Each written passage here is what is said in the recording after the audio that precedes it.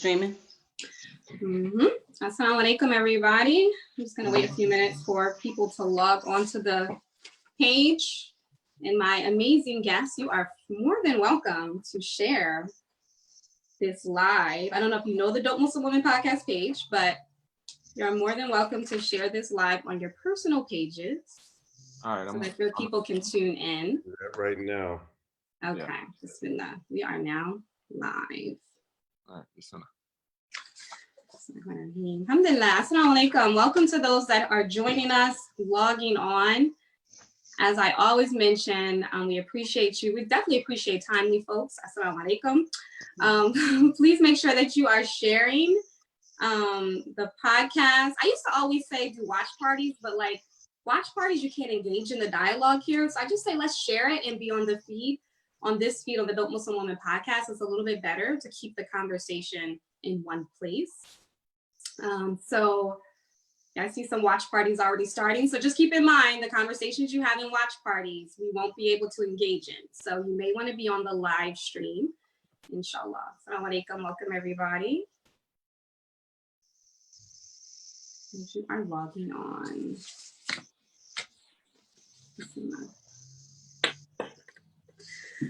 All right, so people are gonna begin logging in, but I wanted to just say assalamu alaikum. Welcome to the Dope Muslim Woman podcast. Welcome to our live event. We are here, mashallah. We are here to discuss an important topic, and I'm going to just say allow space. We're going to allow space for our Black brothers to speak on what's been happening during these times. I'm your host, Sabria Mills, and I am joined today by a lovely and amazing sister. This was her idea. This was her leadership, Ziada Dean. Welcome to the show. Welcome and welcome to like the hosting world, Ziada. Assalamu alaikum. Yes, thank you. Wa alaikum salam. Thank you so much. I am honored to be here. I appreciate you listening to my idea and allowing me to use your platform to get this topic out so that we can have an amazing discussion. So I'm grateful to you for this. Yeah, so alhamdulillah. So just to give some quick context before we introduce our amazing brothers that we have here with us today, Ziada approached me with the idea, and what she said, it really actually humbled me because, you know, I personally have been very vocal since these issues have happened.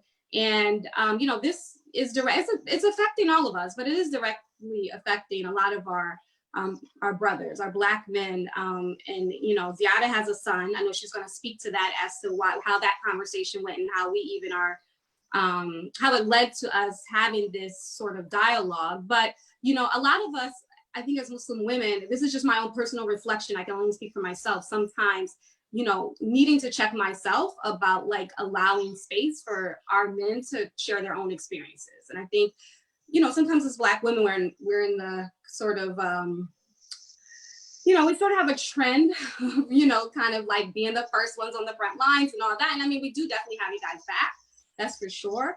But we also sometimes don't allow space for you guys. So alhamdulillah, thank you, Ziada, for checking me and checking all of us on that and making sure that we kind of slow our road and make sure we give space to our brothers. My pleasure.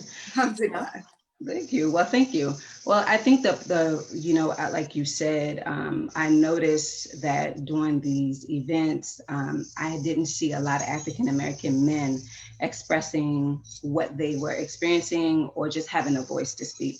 And as a mother of a 14-year-old African-American male in Baltimore City in particular, it was very real for me in real time what we are experiencing. I continued to look at my son throughout this week and tears would just come down my face, just thinking of that could really be him or anyone in my family. I come from a very strong line of African-American men that I honor and love very much. My dad, my uncles, my cousins, I'm very close with my family. And it could be any one of them that this happened to. And when I was speaking to my son about the events, because now you have to have real conversations with your male children about the realities that someone is not going to look at him as my baby or see that he's not a baby, but see the innocence in him and understand who he is and his self-worth, that the criminalization of our Black bodies is very real in 2020. And that, he said, they understand who we are and what the power that we possess. This is why they hunt us. If they did not understand who we were and our power that we possess, we would not be hunted in the streets the way that we are.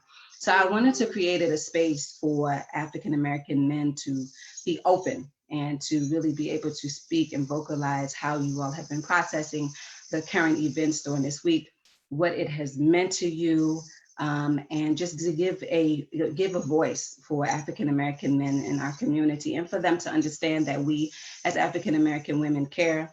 We are always there. We have always been there. We will always be there, that we honor, respect, and appreciate you. So hopefully this forum will allow this space for you all to just be open. We're just the facilitators, but we want you all to speak and really vocalize how you have processed this. And maybe people will ask you questions, and you all can give us guidance as to how we all can come together and really help one another during these times. Absolutely.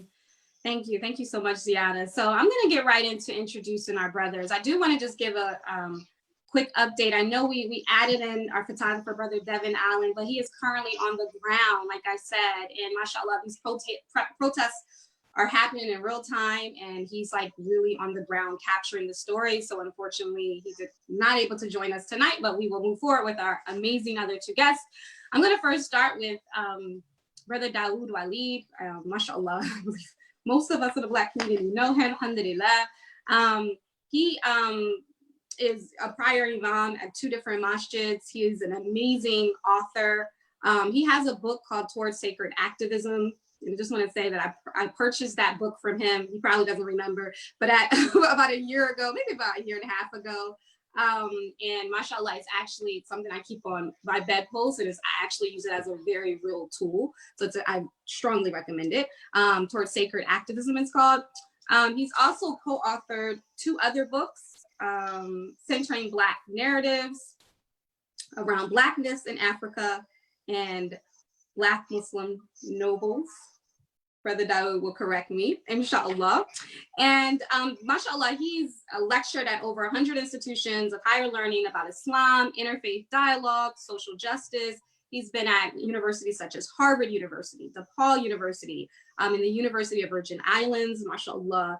He's well-versed. He's studied under qualified scholars in the disciplines of Arabic grammar, morphology, and the foundations of Islamic jurisprudence, and the sciences of the Quran. Mashallah, we are so humbled. We are so humbled that he accepted our invitation. Welcome. Assalamu alaikum, Brother Dawood. Wa alaikum salam wa rahmatullahi wa barakatuh. It's a pleasure being on here with you. Alhamdulillah. Thank you so much for being here. And our next guest, mashallah, Ziada is going to introduce him. So, assalamu alaikum again. This is Khalil Ishmael. We actually grew up together in Baltimore, so I've known Khalil pretty much ever since middle school. And now he is a world-renowned artist, as well as he is a community activist who has been working in the marginalized Black population in Baltimore City.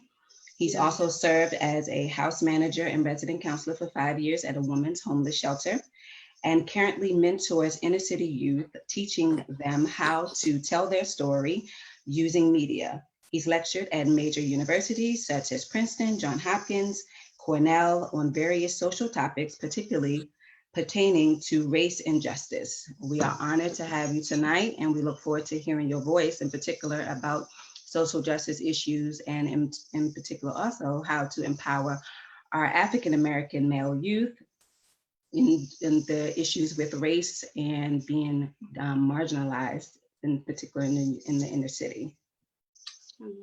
Welcome to the show, Brother Khalil. Thank you. Thank you. Mashallah. Thank you. All right, so we're going to get right into it, mashallah. So I know we're going to open up with our what we all want to know, the topic of this dialogue, Ziada. Are you all okay? How have you been processing the recent events this past week?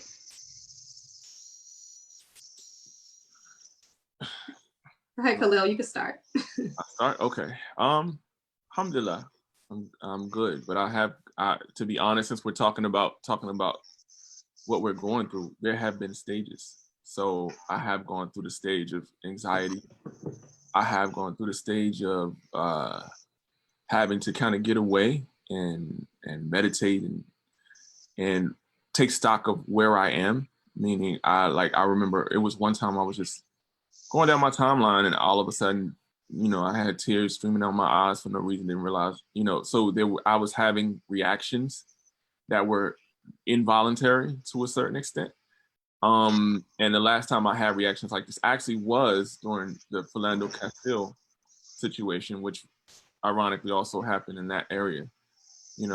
I spent some time actually in the crowds of protests during the Freddie Gray riots in Baltimore as well, and spent some time with the youth and that type of thing. So, I can tell, like, it's funny because, you spend most of your time moving forward, and, I'm sure Dawood can relate to this. When you're constantly doing things in the community, you're moving. Sometimes you don't always, so when you kind of feel things come, you don't even realize they're there. It's just, and it's almost like I'm, just looking at taking stock of yourself. I'm like, man, I'm more filled up than I even realized. You know what I'm saying? Because, for me, I have to spend a lot of time also doing a lot of self-work and dhikr and that type of thing, just to, just to remain sane because of the things I have to deal with on an everyday basis. But even still, when things like this happen, and especially when you see your whole people hurting, it hurts you more. And, I'm one of those people where I'm a lot of an empath. So I'm one of those people where I hurt when people close to me hurt. So seeing this, it hurts a lot. But alhamdulillah, I will say that I'm also okay and good, because the other side of it is that I hate to see the destruction and the things like that, but I'm also grateful to Allah for the change. Because too long have we seen the status quo. So wherever this is going, I feel like kind of been training for. Allah said this stuff was going to happen. All the stuff that's happening, I've read about this stuff beforehand. So for me, it's kind of like, okay, well, here we go. Right. And now I'm just making dua, make sure that I'm ready for it, and I'm personally ready for it, so that I don't end up. The problem with this type of thing is that you end up hurting other people if you're not prepared. You think that you are, but you have to train for this type of thing, because you don't know how you're going to react until it's actually time. So it's also spending a lot of time making sure that I'm good as well. Brother Dawood. Bismillah ar-Rahman ar-Rahim, alhamdulillah, wa sallallahu ala nabina Muhammadin wa ala alihi wa sahbihi wa sallam. Well, when the news first came out about George Floyd, I refused to watch the video. And I still haven't watched the video yet. The images have come across my screen. As a matter of fact, after COVID-19 and the lockdown got in effect, actually, I went 2 months without watching CNN or any TV news at all, right? And I just turned it back on really yesterday was the first day I've watched some TV news. But the reason for that is to really guard and protect my own soul, because these images, I know they're going to re-traumatize me, right? And the same thing goes for movies. Like I said, I'm not watching any more slave movies, right? I'm not watching any more movies of us being in slavery and being whipped. No, I can't watch any more slave movies. Likewise, I just could not bring myself to watch the video of Mr. Floyd being murdered by that cop. And I've gone through a range of emotions. So obviously, a sense of profound loss, that we've lost another human soul, another person who's from us, and this keeps happening over and over and over again. But it's kind of morphed now into a feeling of concern for our people who mean well and are going out in these streets and protesting, because there's a lot of people who are going out and protesting that mean well, but there are people who mean well and are foolish. There are who don't look like us There are people out there who are acting like straight up agent provocateurs, going around. Like I got a report from Sister Ndidi in Chicago, where she said that her brother was down there, and white guys pulled up with the pickup truck with pallets of bricks and had bricks trying to get people to throw bricks. I heard about bricks being dumped in the street right there in Atlanta to try to make it like convenient for people to throw bricks. People going around vandalizing things, throwing Molotov cocktails at minority-owned businesses in Minneapolis. I got another from a Somali brother I spoke with the other day, was talking about how these people going down there into already overly policed neighborhoods to try to trigger a further militarization of areas where Black folk live at. So I'm concerned that our people are going down there to protest our pain, and people who are coming down there, some of them are for us, some of them are opportunists that's going to further endanger our people with heavy-handed police tactics and allowing the National Guard to come and bum rush our neighborhoods, like what happened in Ferguson, you know, a few years ago, right? So that's I'm not really grieving as much as now I'm just on a tip of feeling real antsy and concerned. You know, a few nights ago here in Detroit, the first night of the protests, you know, 2 people got shot at the protests, you know, and died. Probably didn't make national news. It made news here. I was watching the live stream on Detroit News when the shots happened, or when the reporter was about 100 feet away from when the 2 brothers got shot. So it's that's where I'm at right now. Is more concerned. Yeah, that's definitely concerning. Right. Yeah, I mean, and that kind of segues into our next point, Brother Daoud, because you mentioned, you know, what's happening now on the ground and the protesting. And I just wanted to go right into asking you guys, both of you guys' opinions about just, do you feel like that protesting and marching is an effective tool? Do you feel like it is for change? I mean, we know that, you know, it's a part of our history. We know that we've been the civil rights movement, we've been protesting, we've been marching. Do you feel like at this point it is an effective tool for change? Well, let me say first, I've been in so many protests throughout the years that I've participated in. And this is long before there was such thing as a Black Lives Matter movement. Like, I've been involved in a number of protests, and saying that I've kind of taken the school of thought of the madhab of Malcolm X at this point. Malcolm X really wasn't big on a bunch of street protesting. And I wonder the effectiveness of it. Perhaps some very targeted protests to try to put public pressure on a particular issue in a locality. I think it works good, but right now we're protesting in the street, and a lot of it is venting anger, but without a direct ask. For instance, in Detroit, people are marching about Mr. Floyd. That's not putting any pressure on the prosecutors in Minnesota about charging those other 3 people, by people marching and end up getting hit upside their head by police in Detroit, or Bakersfield, or in Oakland, California, or in Atlanta, or in New York City. So that's my thought. I'm not anti-protest, but I think it has to be targeted. And the second thing is, it really depends on who's organizing it, right? And I'm also of the school of thought, and we've had this at some protests that we've done, is that we need to be sure who's leading the protests. It has to be local respected leadership from us. And there has to be security, that if people come into our protests with some signs or trying to stir up a message or try to invoke something that we don't want, that we actually isolate the people outside of our protest, because we don't want any hipsters. You know, we don't want any hipsters bum rushing or anarchists bum rushing our protests and taking the focus off of what we're really protesting, and then start throwing Molotov cocktails at minority, including Black-owned businesses, or spray painting BLM on Starbucks, or on they spray painted BLM white folks on the church, the National Cathedral in DC.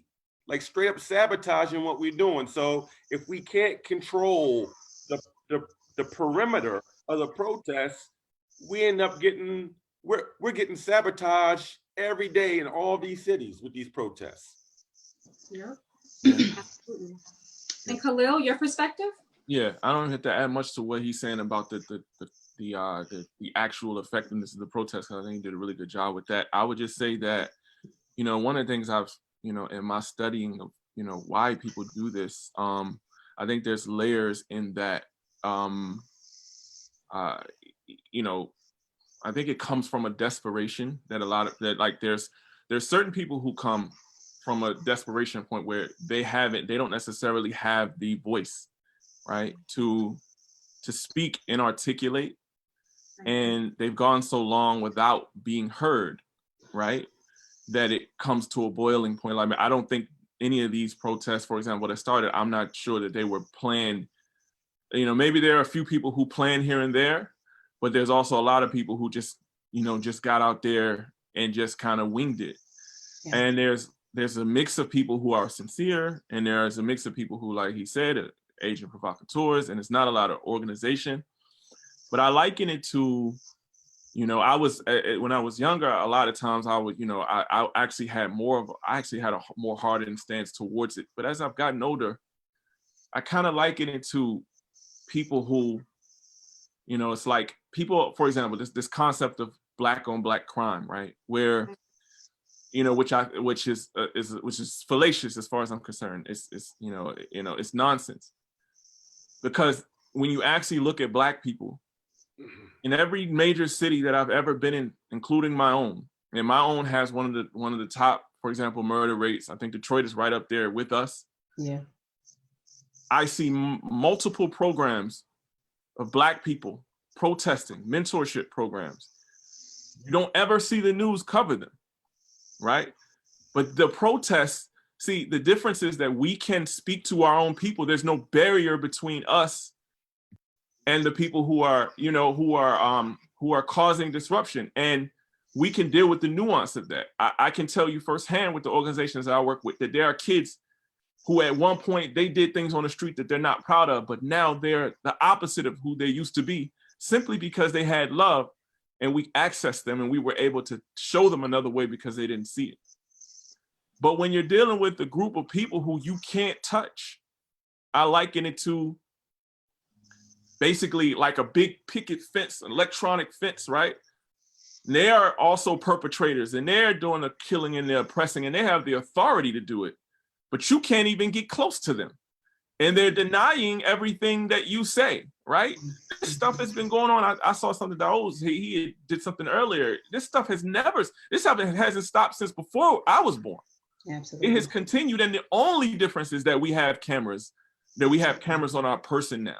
Absolutely. And when we were yelling about it before, everyone would deny it and say, that's those, you know, they're the ones killing themselves.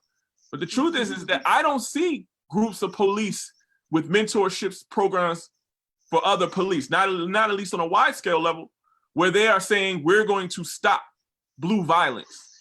But I see in every place us. So what happens is the only thing a person can do is yell and scream. Hey, I can go to my young brother down the street and say, hey man, let me grab you up. I don't need to yell at you because you're right there. But if you're behind the fence and you're denying everything, the only thing I have left to do is yell and scream. Y'all are doing X, Y, and Z. And that's when I realized that, you know, to a certain extent, protest tends to be an act of desperation, because it's like, hey man, I can't reach you any other way. So while I would say that it's true, we have to learn how to discipline and organize, or, you know, we're actually just because we're sitting ducks, and we see this, you know, and again, and I would say this, even with the cameras and what's so great about cameras now is that now that we're seeing that even our protests are being disrupted. Yeah. We can't even, you know, protest with a plan without other people coming in. And this is the thing we have been complaining about the whole time. And people have been saying they're, you know, and not believing us. And so now you can see it for yourself. Yeah. But the question I have is, until I come with a better replacement, it's kind of like dealing with an abuse victim. When an abuse victim goes through an episode, sometimes you just have to wait until they calm down and talk them down over a period of time, and you don't know how long that episode is going to go. You know, and this is from my, working, in counseling people. There are certain people who they take days to come down. Yeah. But if they have been unheard for a long period of time, then you have to learn how to be patient with them while still telling them, bringing them towards the truth. So I'll say this, the people with the privilege who have the ability to be calm, it's a privilege to have that, because that means we're not in the same desperate state. Absolutely. Then we also have to have a certain amount of patience in telling, hey, we still got to calm you down, Right. but I get it. Yeah. But I get it. And it has to be both, because you can't, because bottom line is, you are going to be, like, if you keep this up, you are asking to be slaughtered because you don't have a plan. And I have to tell you that. I got to be real with you. You are walking to your destruction. But I understand. So let's talk. I think, if I can make a point, I think you were speaking. Go ahead, Oh. Ziada. Oh, I'm sorry. You were speaking about the protest. I think the saddest thing for me to see is that we have to literally risk our lives in a pandemic where COVID-19 is very real, that we are willing to go outside and take our bodies and be, subject to a virus that we can't see, so that someone can hear our voice and understand our value as a whole human being.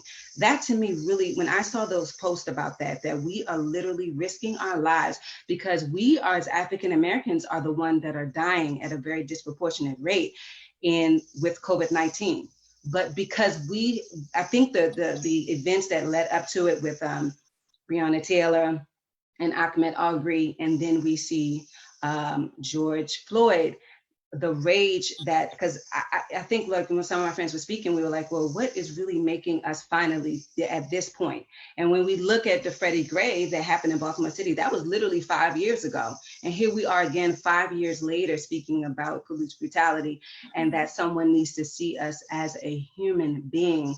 I think, like you all both eloquently spoke, that we now have to look and understand that some of this could be, very dangerous for us. I was looking at a post where a young 19-year-old man was dragged into the protest in Chicago. They were looking for his body. They would not answer. When they called the police department, they said, he's not here, and hung the phone up on everyone who was looking for him.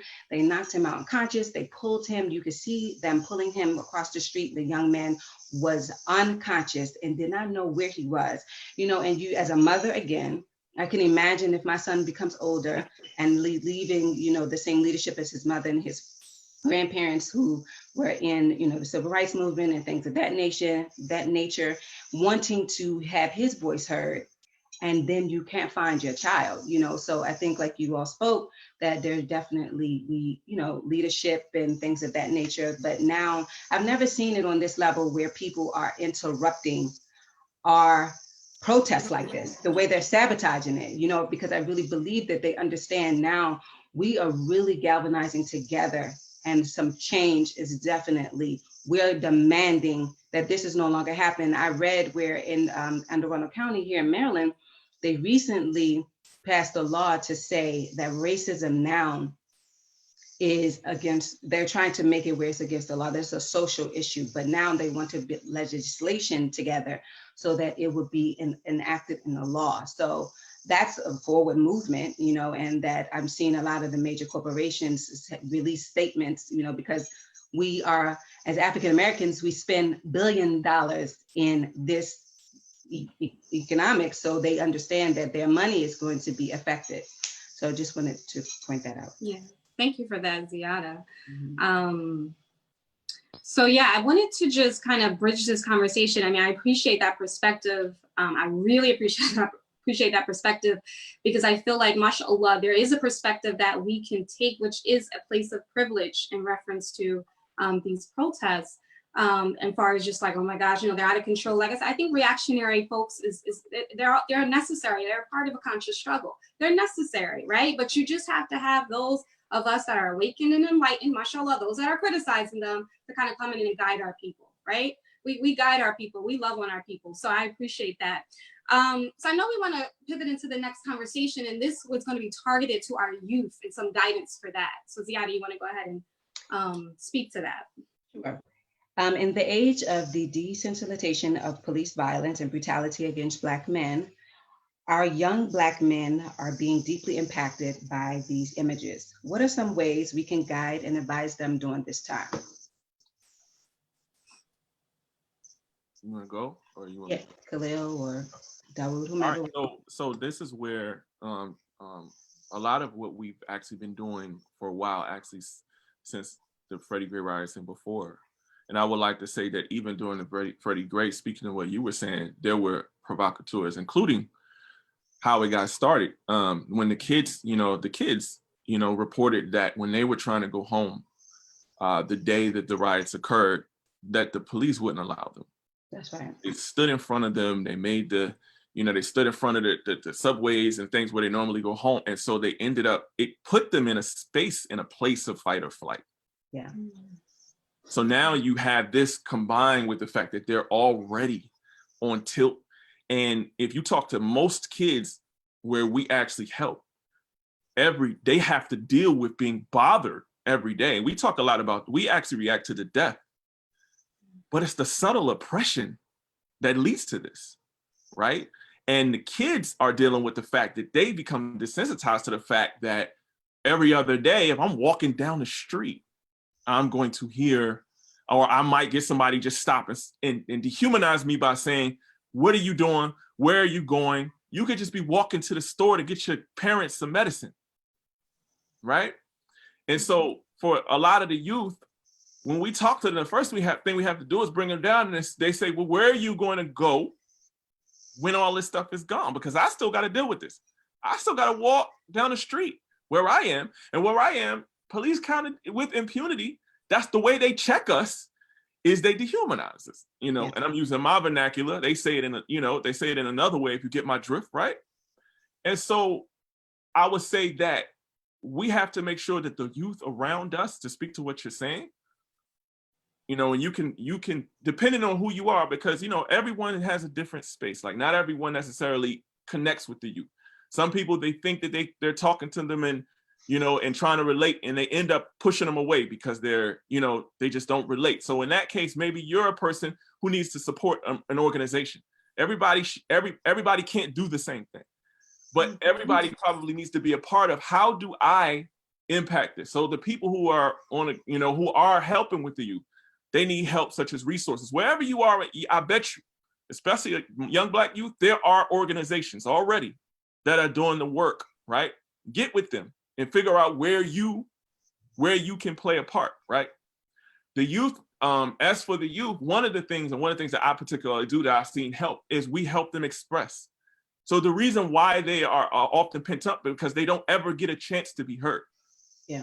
You know what I'm saying? So when I say privilege, like, for example, I have a lot of privilege because I have the ability to go on a platform and speak all over but that I tell people, some of that's therapy. I get to actually tell people what I'm going through, right? But people who don't, I can't imagine, who never get to speak, or when they speak, that people tell them to shut up. So if you are a father, listen to your child. If you are a mother, listen without interrupting. If you want to interject, wait until they finish. These are some practical things you can do. Even if what they say bothers you, if they're telling their reality, let them finish. They need to be heard first. And you can't accurately assess them until that happens. And for the children, if we're talking to the youth, get with a mentor who can help you. There are people out here who have been through what you're going through, right? And anyone who won't allow you to be heard, they're not good for your health, right? So that's what I'll say. And that's just the start. There's a lot more, but I'm working on some things, but I don't want to take up too much time because I could go on this all day. So I'm gonna just stop there for now. MashaAllah, Jazakallah. Brother Dawood. So I'm going to focus a little more on the Muslim youth in our community who are Black and what we've kind of done in Detroit. And as specifically when there's times like this, that we proactively reach out to them, to call them or pay them visits to let them know that we care, right? Because a lot of times with our young people, especially our young brothers, they're not trying to hear someone come up there and try to preach to them or check them here, there, blah, blah. But really they just want someone to come and give them salam or put their arm around them and give them a hug or give them a pound. And that's what opens up their hearts to even getting some nasiha, even if it's not like, you know, straight ahead, but a little more like subtle suggestions, right? And this is especially true here in the city of Detroit.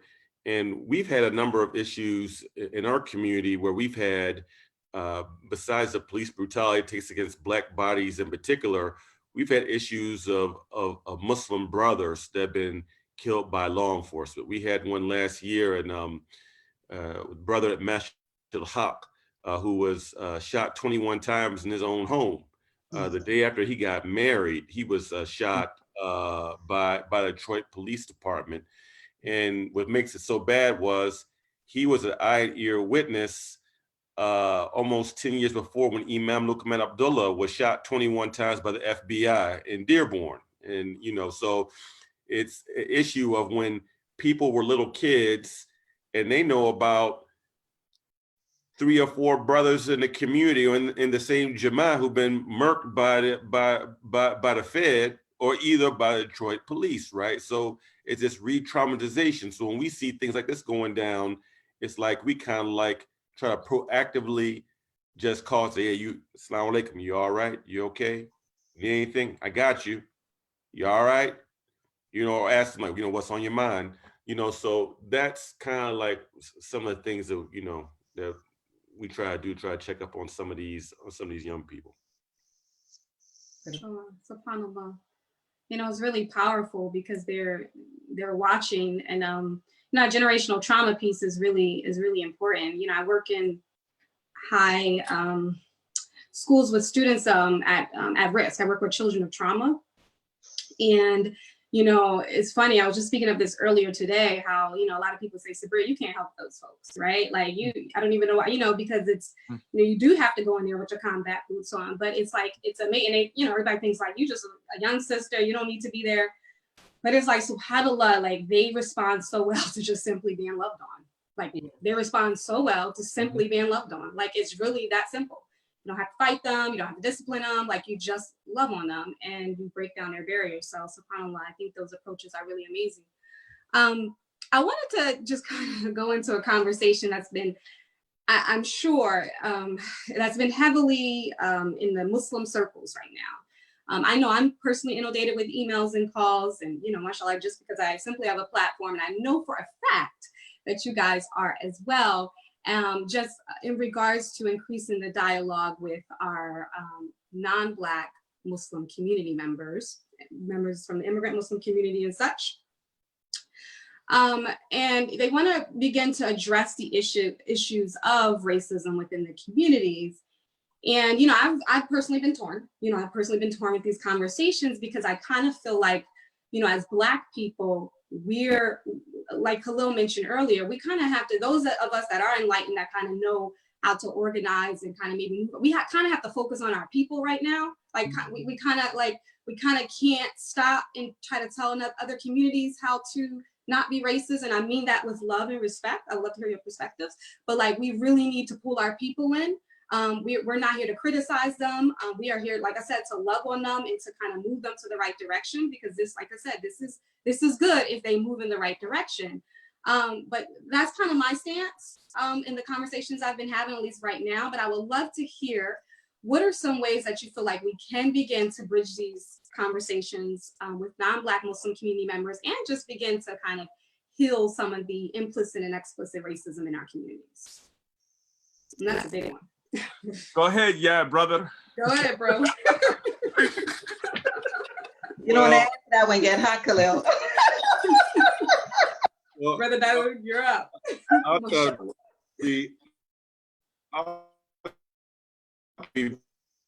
I think that it's a good sign in a sense. I think it's a good sign in the sense that a lot of the children of immigrants have actually been more open to proactively reach out to have some of these conversations. Because I can just think back to Baltimore with Freddie Gray, and we had a couple of major Islamic organizations that put out some horrendous statements. Yeah, you know, their statements were more about property damage, about the CVS, and actually the loss of the brother, and then they reissue a so-called apology statement and made it worse. Yeah. Right. So I mean that there are children of immigrants who are imams that proactively reached out to me, without mentioning their names, but some of the big, even what we call rock star imams that got like 100,000 followers and stuff like that, right? Who reached out and say, say, yeah, Sheikh, how do I talk to my people about this, or, trying to get some pointers, or inviting me to come to speak to their And Imam, we're losing you a little bit. Or others inviting us. Sorry. I think that's some progress. What I do find interesting too, as well, is that when we talk about Black, there's different shades of Black. So what I mean by that is,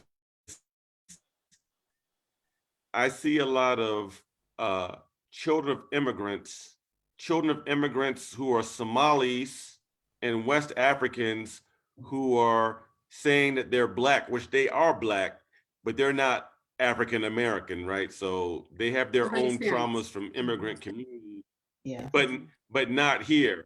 But they're starting to claim their Blackness, and it's very interesting to see them trying to navigate this, where they're not African American like us, but they're not really Somali because they weren't born and raised in Somalia. They may not even speak Somali language fluently, or Senegalese. They may not speak Wolof fluently, but their parents came from Senegal, so they're trying to navigate their identity. So they're coming to some of us to try to help them navigate this identity, being in America. It's a real complex situation. SubhanAllah. I like how you, and I definitely like that you made it layered, because it absolutely is. And I've seen the same thing, especially speaking at colleges. I see the youth who don't actually even relate to, they even say, I asked them, they don't even relate to their parents' culture as much as they relate to American culture. I like to go and ask questions like that, and it's absolutely true. And they're trying to figure it out. But I would give, the advice I would actually give them, is to focus actually more, people like a lot of times to react, but most of the work lies behind, not when it's sensational. And that is, you have to focus on the systems of dhulm or oppression in your own communities. Stand up for justice, with the oppression in your own communities, meaning starting with your, what are the cultural norms that your fathers have set up and are continuing? Because, like, for example, what's happening is, there's a lot of, for example, abuse and things that go on. And this is something that I learned even again, being a resident counselor at the shelter. The majority of people who came to the shelter were immigrants, right? Who are abandoned women. You see what I'm saying? But I find a lot of times that they tend to protect too much the systems of dhulm within their community because it's their parents. And I get it, because it's a difficult situation, because it's your parents and what your parents have passed down. So I'm not saying it's easy, right? But you have to start practicing standing up for justice against yourself, right? In order to really understand what we are doing. Because see, we have a twofold battle that we are publicly fighting. You'll hear us talking about, we'll hear us holding ourselves to the fire. It's regular for us to do that. It's regular for us to say, hey, you know what? This marriage situation is X, Y, and Z. We got to get this straight. We will say it, and we will say it to ourselves.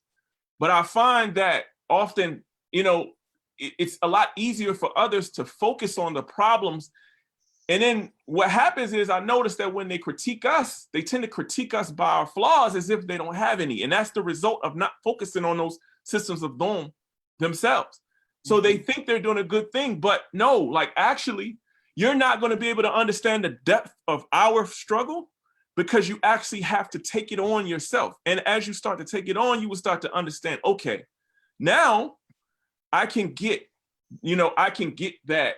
I can understand a little bit better that I have to stay away from this. I'm not going to critique this because I don't understand the nuance that's going on here like they do, as opposed to popping off like what he said happened, when organizations popped off about us. Yeah. And the reason why you can do that is because you actually have framed yourself as thinking your stuff don't stink. To be quite honest, to be straight up. So, the reality is that every culture in this, Allah says that mankind is in loss, except not a certain group. All of us are in loss. The exceptions are not in loss. So the question is not the question is not, for example, where do I have any problems? It's what problems do I actually have? And when you actually start doing that work, then you will start to understand a little bit better when we tell you things. One, we are going to lead ourselves.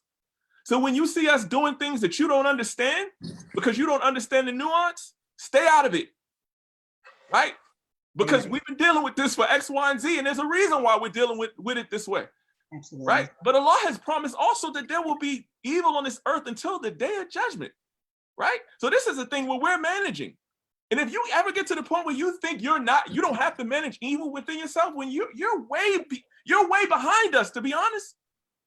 You think you're in front because you have the material thing, but actually you're behind. So I would say focus on what are the systems of oppression within your own communities that you have been avoiding. Maybe I can name some. The tendency to apologize, the tendency to let go and compromise what you believe in for the sake of solidarity with the mainstream. For example, we came in this place by force. Many of you came in this place voluntarily. And there was a pledge you had to take to do that. So if you want to start somewhere, examine what am I doing to keep the status quo so that I can keep my comfort? Because this is how many of us came in. Not all. I don't want to generalize. Because I don't like to be generalized. But for many, how am I actually being motivated by submission to Allah or keeping my comfort? Because many of us came here that way. That's a start. Because I'll give you an example, one example of and then I'll stop. One example that I see that has hurt us. When you apologize for who you are, I mean, any of it, I'm talking about from how we frame our sexual agenda and our gender and how we frame what we support when it comes to that, which is actually a very big topic. When you apologize, what you're telling them is that I don't love myself, so I don't need to be respected. So now, the work, for example, that African Americans have done, right, to lay the framework so that when Muslim sisters walk down the street with a hijab, people know, hey, those people don't play. They don't care what we think, so we're going to think twice about bothering them. You can't always tell when a Muslim sister, whether she's Black or whether she's not Black, who she is. So now when you see them, you don't even have the same respect because you're thinking she's one of those people who don't even believe in the things that she espouses. So now we see an uptick in violence against our sisters. And that didn't happen when the narrative was that those people don't play. But now that they see that we have a weakness and they're thinking that we're all the same and we're not, apologizing, now it spills into everybody being hurt. So you apologizing, you thinking you're ingratiating yourself with people, and the only thing you're doing is saying, I'm weak, exploit me. That's the place to start. Can I say something? Please. Okay. Allahu Akbar. You all were, everything that you said was very profound. Khalil, that's why she said, come on, because, you know, I grew up with you. I know the community that we grew up in, but everyone doesn't always hear your voice. And both of you all have made some amazing viewpoints. And I think that, like you spoke about, like, especially in particular with the African-American community, people really don't understand that it's like a tree where the root was cut off, you know, like you said, that we did not come here by choice, you know, and so those circumstances around us are so, you know, it's so unique to our experience here in America.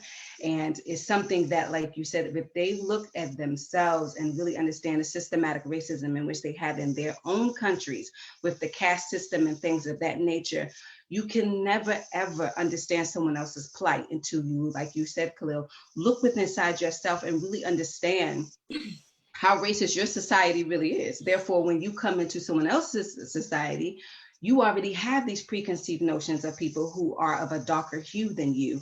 And you feel as though that we have the same opportunities as you, not understanding the plight of us in this world. And like you spoke about the other, like you spoke, Brother Dawood, of the different complexions of us as brown people. You know, I noticed that I'm a hairstylist. A lot of my clients are from the continent. And I think what they really have understand and seen since being here in America is that they do not care about your lineage in Africa, what tribe you come from, your native tongue. They only see you as Black. And once you begin to be discriminated against, you now understand what we have been screaming for so long, that is not that we're lazy or we don't want to do anything. Some of this is so deeply embedded in the system that you are trying to literally, we never had a boot to pull ourselves out of the bootstrap. It didn't happen for us. Many of us now are trying to pass on generational wealth. We're beginning to understand what that looks like for our children, to give them something that they can now build a foundation. Because for many of us, we really are beginning to see that, number one, the key thing for our community is really holding our families together, right? Starting it inside the home. Really understanding that, like this dialogue that we are having with Black women and men, that we really begin to create that space where we see each other as allies, that we are not fighting against one another, that we respect each other's voices, that we hear one another, understand where we both should be in this world, that we come together to more as a unit instead of apart. Because for so many of us, our children are growing up in what they call broken homes, where the father may not be in the home, or that, you know, a lot of us have gone through divorces and things of that nature. So even with that, if we start with that, the parents get along, even if they're not together, or just understanding that the generational wealth for our children is very crucial, understanding and teaching them what economics look like, credit, things of that nature, and just their morality. I tell my son all the time, remember to find your voice, use your voice, treat people the way that you want to be treated, you know, and just be fair to each other. I think if we really begin to look at one another as, you know, Allah speaks about that, I made you into different nations so that you know one another. So if we speak that this is what we are supposed to be doing and that this is our religion, or just as a human being, just on a human level, if we treat each other like humans, then we can really come to some terms of just healing, you know, because it is hurtful for a lot of us as African Americans that came from, you know, other backgrounds and converted into Islam. And some of your family members weren't really open about that. So you come into a community where you want to be embraced, where you feel like you have a family, and you're rejected in that community also. You know, we have a dual complex as African American and Muslim in this world. And it's a very interesting mindset and complex that we live on a daily basis. And so it's hurtful when people of other, you know, cultures in our community and our religion don't even speak when they see you in the street, and you give them the greeting and they act like they don't hear you.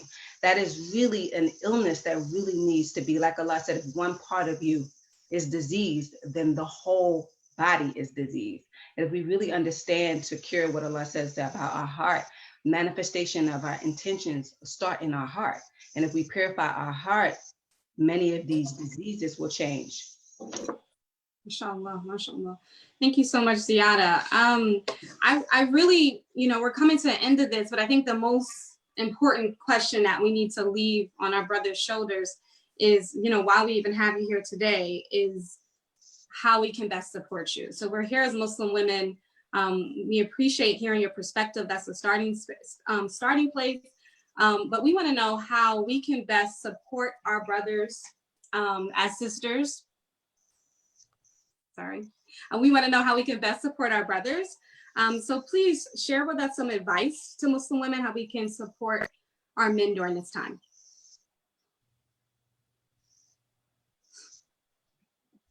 Anybody? No, go ahead. This is an important question. You know, I mean, if I'm honest, man, I see y'all support us more than we support y'all. If I'm honest, I don't really know if you get my drift. Like, I mean, when I measure it, y'all are far more on the front lines than I'm even comfortable with. You know what I'm saying? Like, I feel like, you know, I gotta step my game up, and I gotta get my brothers to step our game up on just making sure that we are more active. You know what I'm saying? So the only thing, I guess, I mean, I appreciate the fact that you're framing this podcast as we want to hear from y'all. I think that's really all we kind of need. You know what I'm saying? It's that, you know, that we're heard. But you know, if I was to say one thing, you know, men, we need to be heard just like anybody else. We're human beings, right? And we need to be heard in a space where we can say things that don't sound perfect, because we aren't. You know what I'm saying? So just as long as, I tell you what, as long as y'all are willing to do that, you know, as far as I'm concerned, you know, I'm on the path where I gotta step my game up more, because at the end of the day, if we don't have a plan, right? Like, we're looking at this stuff right here, you know, what scares me the most is, you know, in every locality, there needs to be a strategic plan for what happens when the worst thing happens and the sisters and the children are most vulnerable. I'm so focused on that. Like, you know what I'm saying? So I say, as long as we can continue to communicate and hear each other with our heart, we're good. Because it's clear to me that what Iblis really wants to do with us, and I mean brothers and sisters, is divide us such that we are no longer hearing each other. By choosing the worst of us, you know, by when we experience, you know, a bad situation, by making us generalize the other. So if we can make sure that we find the people and stay and choose to focus on the people who support. And I always say this, I've never had a problem with, like, a lot of people I find, they say they have a problem with, like, with the fact that sisters are not listening and that type of thing. And I'm like, just go find somebody who will. You don't have to stop focusing on those who don't. And it goes both ways. So as long as we can keep talking to each other as human beings and respecting each other as human beings and trying to help each other, because we are supposed to be helping each other, then that's all I can ask for.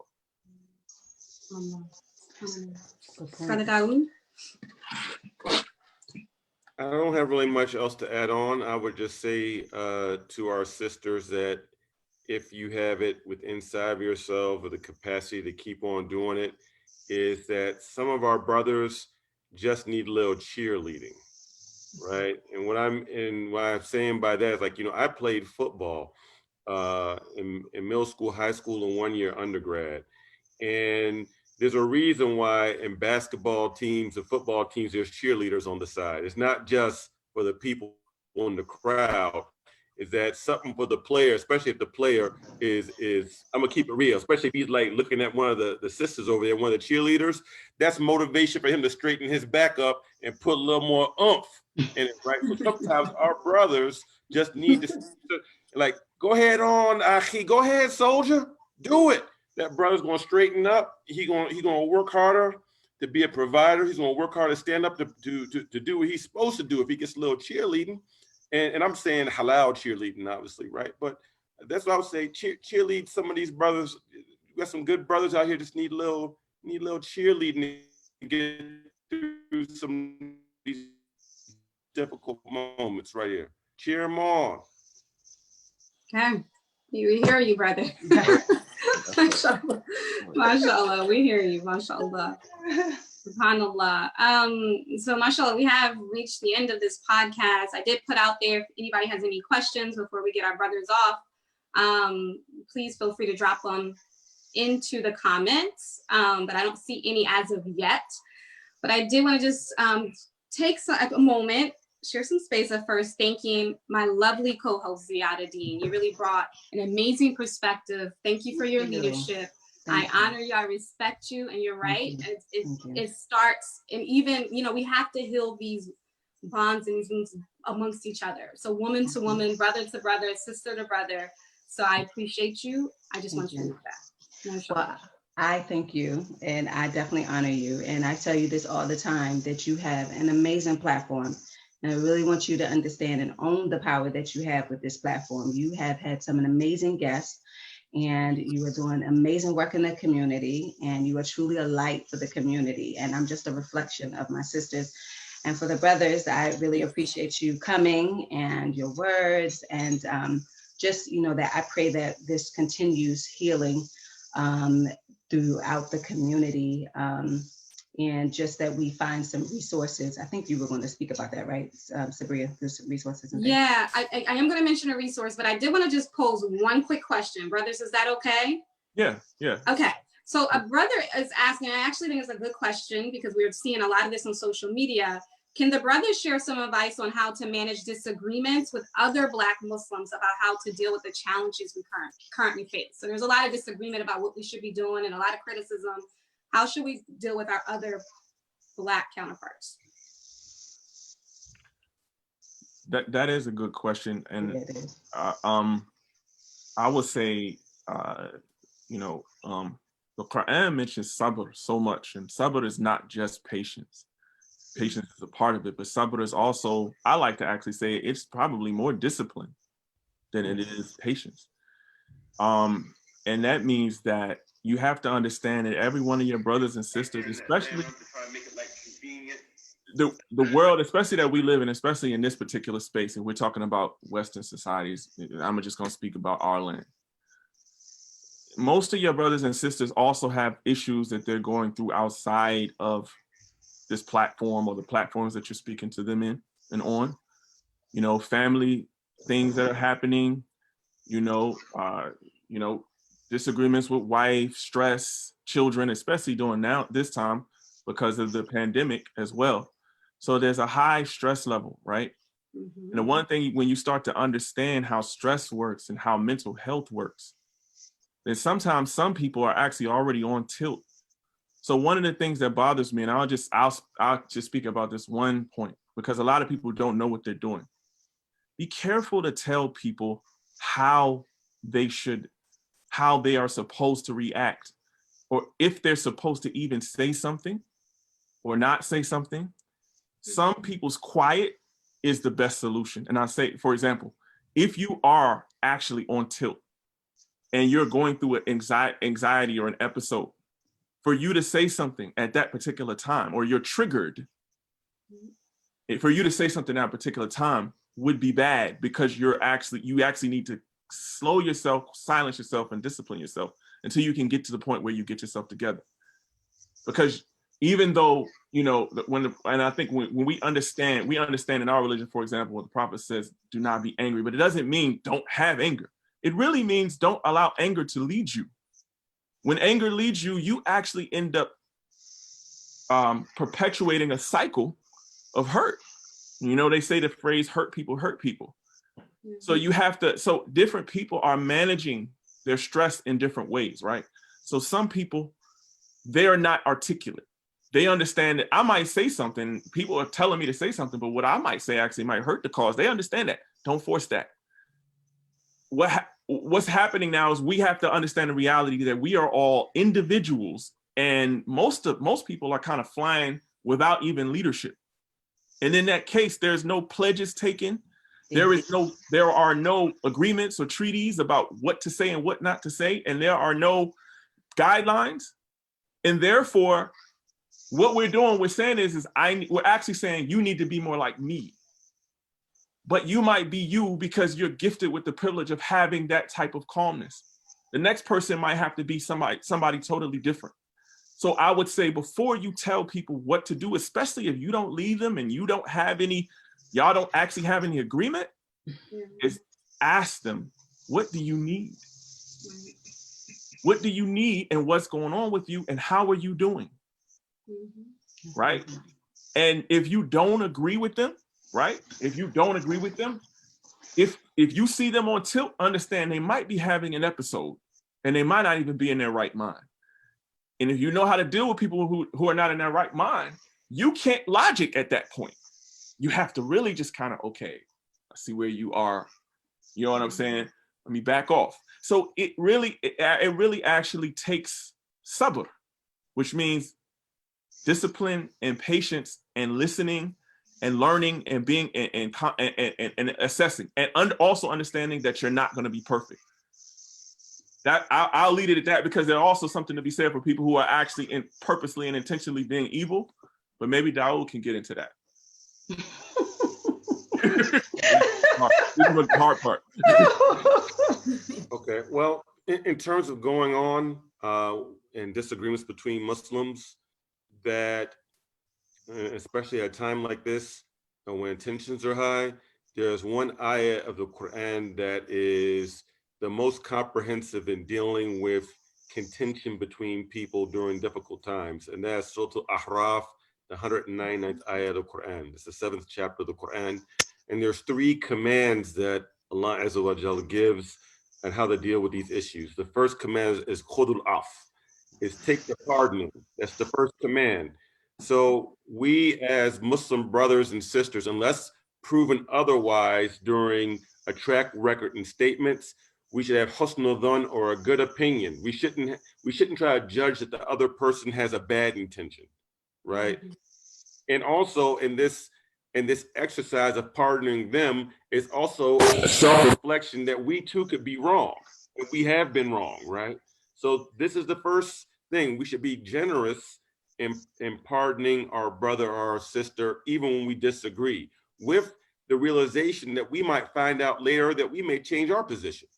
The second part of the command is what will be, okay, then enjoying what is good, but it's supposed to be done with kindness. Okay, give them your position and tell them what you think is good, but you do it in a way that has a type of adab, meaning birifq walin. It means don't be calling people names, staying away from raising up the rhetoric as much as possible.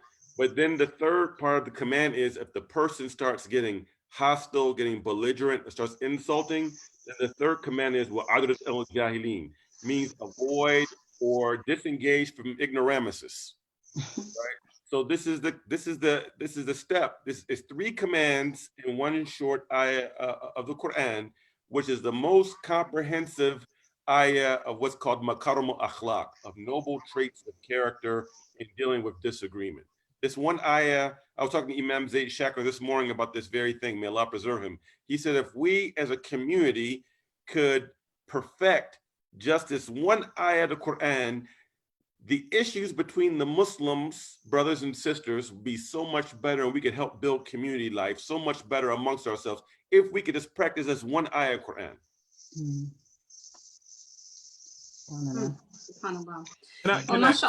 Brother Jermaine, I will say that I saw his question. I think it's an important one.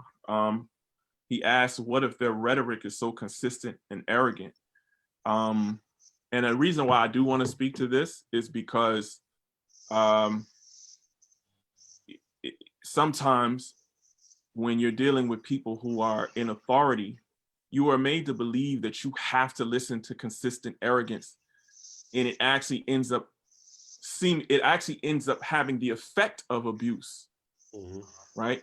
So there is, one other ayah of Quran where Allah says that He does not like evil to be, spoken unless it's a response to another evil. So in the case where you are dealing with something that ends up being abusive, then you have to, then sometimes there is a time where you need to respond to repel the evil, right? Because some people keep their foot on your neck. And That means the one thing is, I will say this, there's no hurt that I don't know of an abuse that hurts more than spiritual abuse. Mm-hmm. Because it confuses you, because sometimes people mix it with God. So it makes you feel like, okay, if I know something's wrong with this, but they're mentioning God, so I guess I gotta listen, right? Mm-hmm.